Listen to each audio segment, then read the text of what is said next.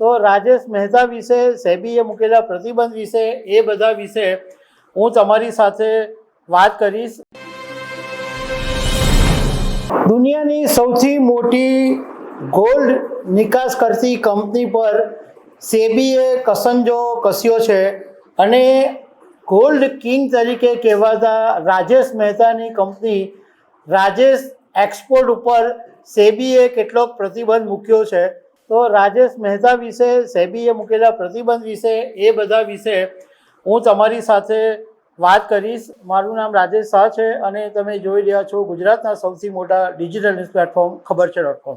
Security and exchange board of India એટલે share બજારનું જે નિયમન કરે છે એ સેબીએ 3 જૂનના દિવસે 109 પાનાનો ઇન્ટ્રીમ ઓર્ડર જાહેર કર્યો છે અને એની અંદર જણાવ્યું છે કે રાજેશ મહેતાની કંપની રાજેશ એક્સપોર્ટ 2021થી 2025 દરમિયાન પોતાના ચોપડા ઉપર 15 લાખ કરોડ રૂપિયાની કમાણી વધારી ચઢાવીને બતાવી છે અને કંપનીએ પોતાની 3 વિદેશી કંપનીઓના ભરોસે આ કમાણી દર્શાવી છે, જેમાંથી 90% હિસ્સો માત્ર કાગળ ઉપર છે અને જે સેબીએ તપાસ કરી એમાં ચકાસણીની અંદર કોઈ મેળ નથી ખાતો.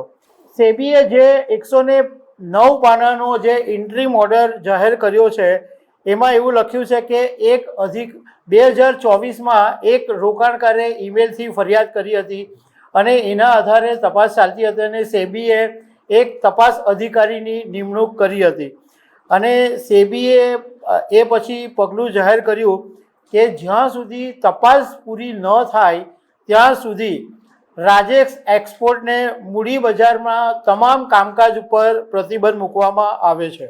કંપનીનું નિવેદન પણ આવ્યું છે, એ નિવેદન વિશે તો વાત કરીશ, પરંતુ એ પહેલાં તમને આ રાજેશ મહેતા કે જે રાજેશ એક્સપોર્ટના માલિક છે એના વિશે વાત કરું તો એ ગુજરાતી છે અને આ મૂળ ગુજરાતના મોરબીના છે.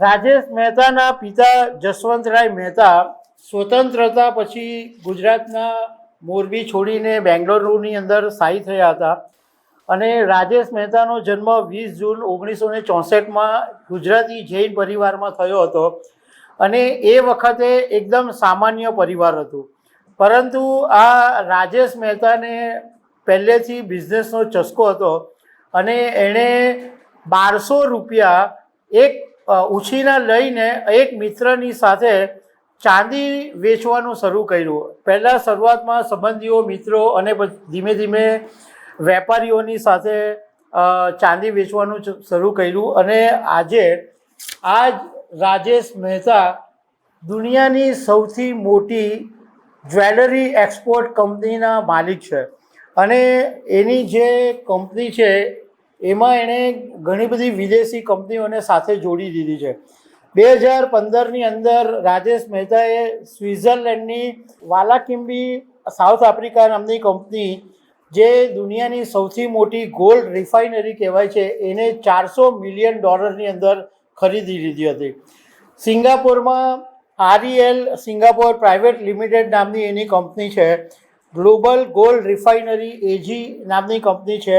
યુરોપિયન ગોલ્ડ રિફાઇનરી નામની કંપની છે અને એના રિટેલ સ્ટોર ચાલે છે શુભ જ્વેલ્સના નામથી અને કર્ણાટકની અંદર 80થી વધારે એના રિટેલ સ્ટોર છે. મતલબમાં રાજેશ મહેતાને ગોલ્ડ કિંગ એટલા માટે જ કહેવામાં આવે છે કે આજે એની કંપની એની પોતાની ગોલ્ડ માઇન્સ છે, ગોલ્ડ માઇન્સમાંથી સોનું જાતે રિફાઇનરીમાં બનાવે છે અને ગ્રાહકો સુધી ઘરેણાં બનાવીને વેચે છે.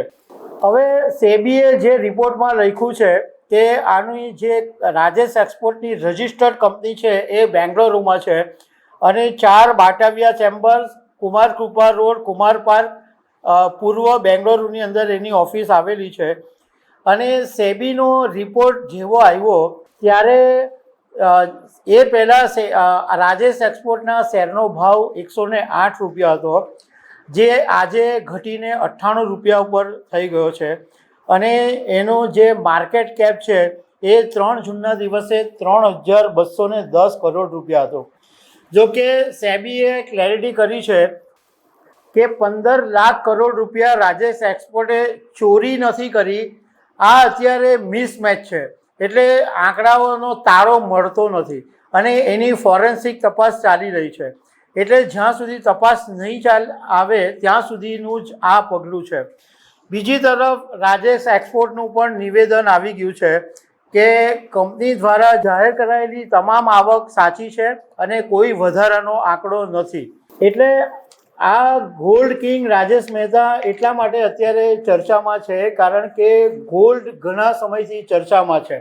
અમેરિકા ઈરાન વચ્ચેના યુદ્ધ પછી ગોલ્ડના ભાવો વધવા પ્રધાનમંત્રી નરેન્દ્ર મોદીનું સ્ટેટમેન્ટ કે 1 વર્ષ સુધી ગોલ્ડ ખરીદતા નહીં, એ પછી કેન્દ્ર સરકારે ગોલ્ડની ઇમ્પોર્ટ ડ્યુટી વધારીને 6%થી 15% કરી. અને એવા સમયે જ્યારે આ ગોલ્ડ કિંગ રાજેશ એક્સપોર્ટ પર સેબીનો આદેશ આવ્યો છે ત્યારે ચર્ચાનો વિષય બન્યું છે. તો દર્શક મિત્રો, આવી અનેક વાતો સાથે અમે તમને મળતા રહીશું. આભાર.